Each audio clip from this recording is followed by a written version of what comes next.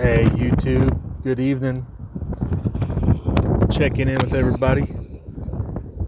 Look at the son of the apocalypse here as we get all the smoke over from California. There's mountains out there. I don't know if you can see the outline of them. The mountains that are usually so close, they're still close. That's how much smoke issues we've got. So California's burning down one way or the other, it looks like. Not sure what's going to cause it first.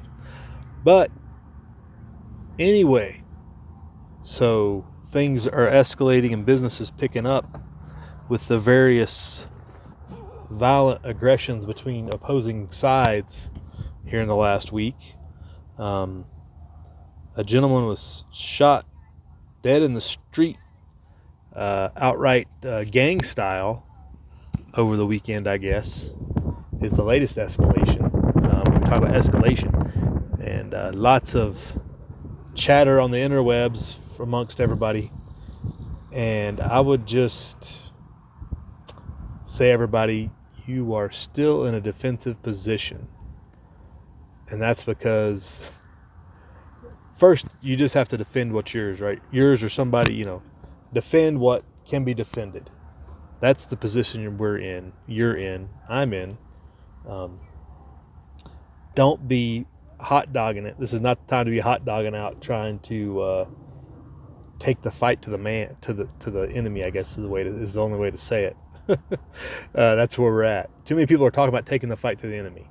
Um, not the time, not the place, not the right tactic, in my opinion. Of course, um, you have to defend what you can from these fools, because the next hammer is ready to drop, and I'm going to stick by my previous statements on how this whole civil war is going to go down.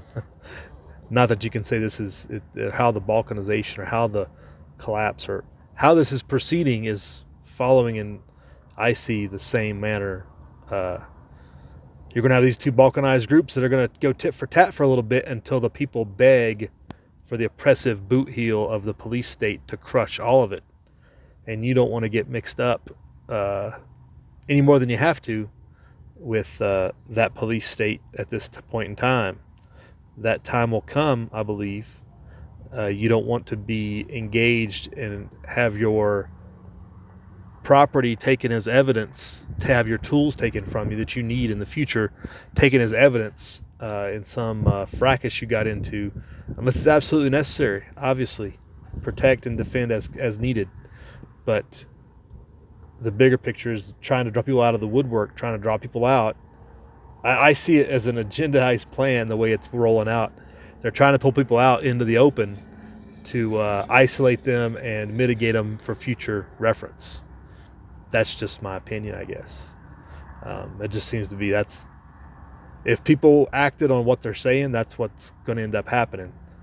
Um, you're going to get pulled out into a situation that you can't uh, deal with or fully understand, and then get, call it a honey trap, call it a honey pot if you want to. I don't think it's quite necessarily that, but the useful idiots over on the communist Antifa side are making it very possible.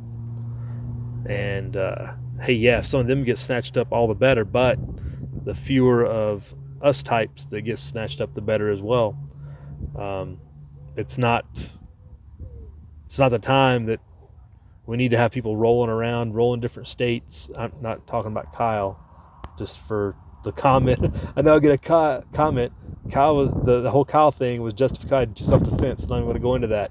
That's not the point. But we don't need to be rolling state to state in caravans or nothing stupid, trying to fight Antifa at every turn and every point. If you're local and it's your area, that's one thing. But this Portland thing in particular, we said it a while back, and I've said it, I'm pretty sure, several times. If people in Portland aren't willing to fight for Portland, so be it. Unless I see somebody from Portland, and I'm not close enough to Portland to worry about it. And I've said get out of the cities a long time ago, you're on your own.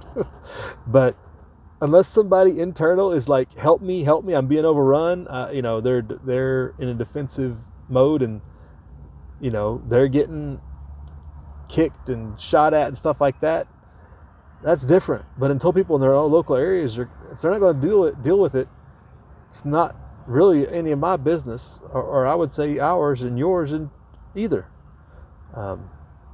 This goes back to a long train of thought for many years of those who've been on the channel for a while. But until somebody calls for aid, hold your position. And if somebody calls for aid and they're 500 miles away, I wouldn't be rolling out to that either.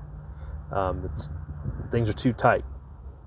And that's just my thoughts. Hold your position, folks, is the end of line message here.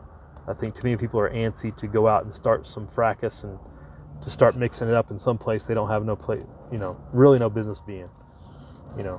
Obviously, if you work in a town and that town is, you live outside town 10, 15 miles and the town's under siege, go do what you have to do. That is defending your neighborhood and your neighbors. I'm all about it. But traversing 250, 1,000 miles doesn't make any sense. That's what the paid opposition does. And we're too thin to be doing stuff like that. So I hope everybody's doing well as we watch the apocalypse roll in here from the smoke, if nothing less.